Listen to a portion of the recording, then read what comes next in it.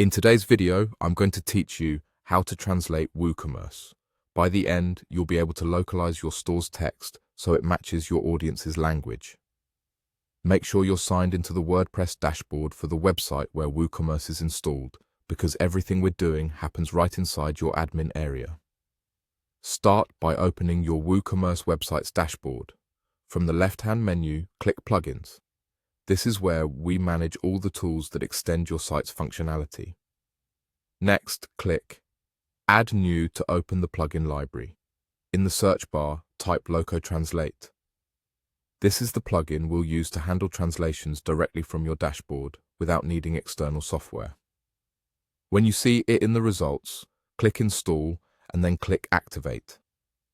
Activation makes the plugin available in your sidebar so you can start using it right away. Once it's active, look to the left-hand side of your dashboard and click the new Loco Translate option. This opens the plugin's workspace. Here, select WordPress as shown in this workflow. You'll be guided through a clear process inside the plugin itself, so don't worry if the screens look a little different, just follow what you see. Now, click New Language. You'll be prompted to create a template. Go ahead and create the template so the system can scan and prepare the text strings available for translation. After that, select your language. Pick the one your customers use, matching the locale you want to display on your site. The plugin may suggest a location to store translation files.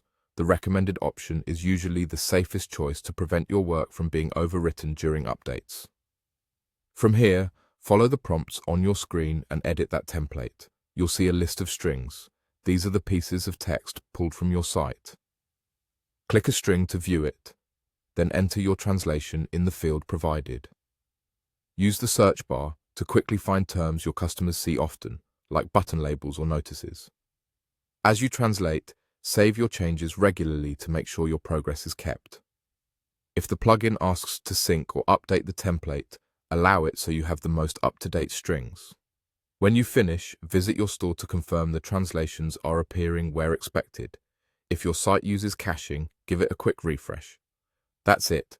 Your WooCommerce content is now translated using a straightforward, plugin-based approach that lives right in your WordPress dashboard.